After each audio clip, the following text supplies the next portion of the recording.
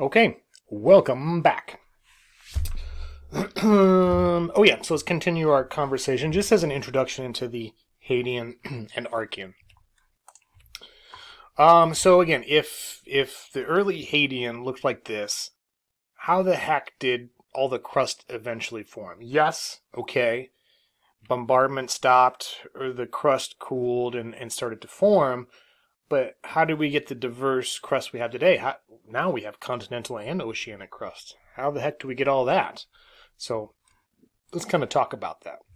So the early crust formed as kind of upwelling of mantle currents, mantle convection, of mafic magma, as well as numerous subduction zones developed to form the first what are known as island arcs.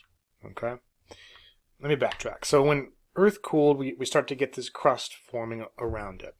Remember, water is also present, so we don't have a lot of, if actually any continental crust. We're starting off with oceanic crust because this hot bowl of stuff all mixed up kind of tend to be more mafic in general.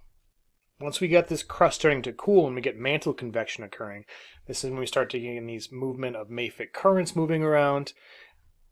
The crust starts to break and shift around, and we start to get subduction zones. Remember, that's convergent boundaries. If we're having upwelling of mantle material that's pulling crust apart in some places, in other places it's got to converge and subduct. So we get these things called island arcs beginning to form. I'll show you an image here in a little bit. But again, this is starting from oceanic crust. Continental crust may have formed by the collision of these island arcs that were generated early on, and this is where kind of more silica-rich materials were metamorphosed. Possibly another way continental crust was created, you get large groups of merged island arcs kind of smushing together due to plate tectonics forming early protocontinents. But the continental crust kind of grew fastest along its margins, however it typically occurred. So here's one idea of how all of this occurred. So we're getting some upwelling that's causing mantle material to make its way up, creating these volcanic island arcs, and we talked about that in our previous unit on plate tectonics, I believe. And then plate tectonics starts to occur, mantle convection is moving things around, and so these island arcs begin to kind of crash together to kind of get the nucleus, the beginnings of continents and continental crust created. A little bit more complicated view. I won't ask you anything about this, but just for your information, a little bit more complicated view of how that transpired. So again, we have the lithosphere, which is the crust and upper part of the mantle. It's all oceanic, maybe to begin with, covered with water.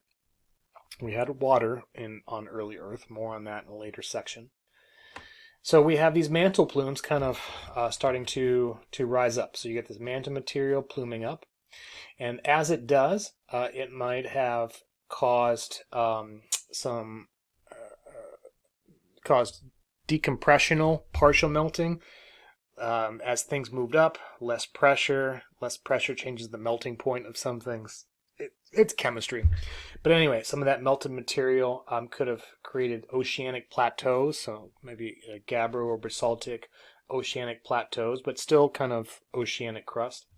Maybe the tail end of those plumes kind of push their way up, maybe more, what's that? What am I looking for? What's the word I'm looking for? More silica-rich magma pushed its way up to form early on granitoids, granite-like rocks, and these things called greenstones.